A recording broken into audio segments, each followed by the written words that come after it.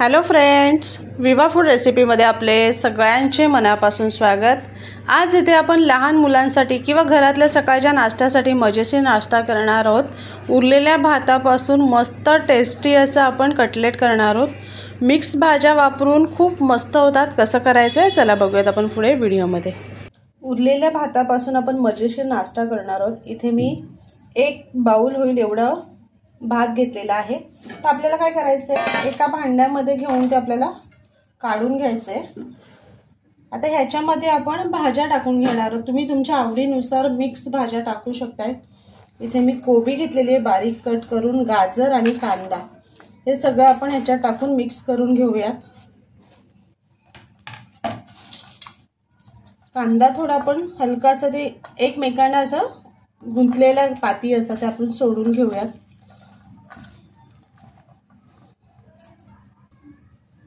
इथे मी एक बटाटा घेतलेला आहे, बटाटा सोलून घेतलाय पण त्याच्या आधी शिजून घेतलेला आहे।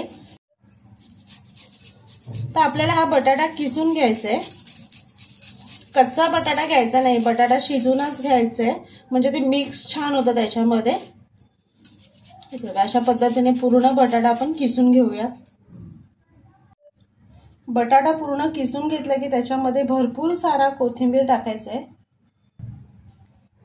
याच्यामध्ये आपण चवीप्रमाणे मीठ टाकून घेऊया आणि काही मसाले टाकायचे आहेत। हळद, इथे मी लाल तिखट मसाला घेणार आहे, घरगुती मसाला आहे, आगरी मसाला। तुम्हाला मसाल्याच्या ऐवजी मिरची किंवा मिरचीची अशी पेस्ट करून टाकली तरी चालणार आहे। धणे जिरे पावडर, गोडा मसाला। आता हे छान आपल्याला मिक्स करून घ्यायचे। आपल्याला हे सर्व असं मिक्स करून घ्यायचे, पूर्ण मळून घेऊयात आपण। इथे मळून घेतलेलं आहे। आता ह्याचे गोळे तयार करून घ्यायचे आहेत आपल्याला।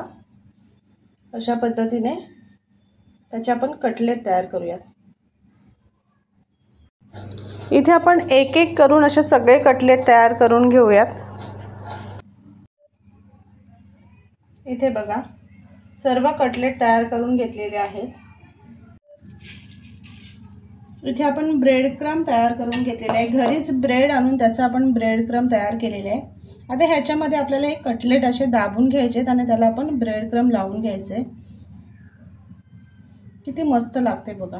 अशा पद्धतीने आपण सगळेच कटलेट घेऊन त्याला आपण लावून घेऊयात। इझिली लागतं, काही आपल्याला त्यातला वेगळा करायची गरज नाहीये किंवा मैद्याचा असा घोळ करून त्याला ओलं करून लावण्याची गरज नाहीये।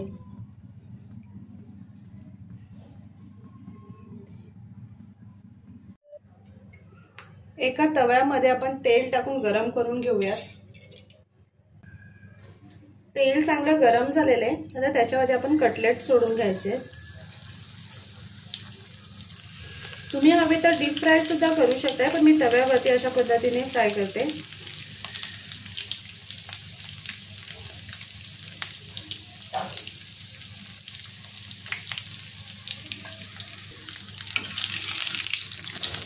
एका बाजूने बघा किती मस्त क्रिस्पी झालेली आहेत। तर आपण पलटी करून दोन्ही बाजूने त्यांना क्रिस्पी असे फ्राय करून घ्यायचे आहेत। रंग किती सुंदर आलेला आहे बघू शकता।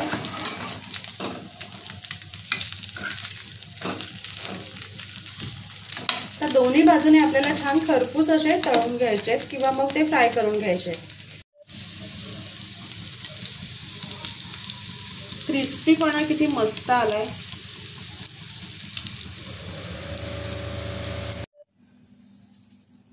क्रिस्पी आणि टेस्टी आपले राईस कटलेट तयार झालेले आहेत। बघू शकता किती मस्त आणि क्रिस्पी झालेले आहेत। तर नक्की बनवा आणि सांगा कसे झालेत ते। आणि असेच आपले नवनवीन व्हिडिओ बघण्यासाठी व्हिडिओला लाईक करा, शेअर करा आणि सबस्क्राईब करा। चला तर मग भेटूयात आपण पुढच्या व्हिडिओमध्ये।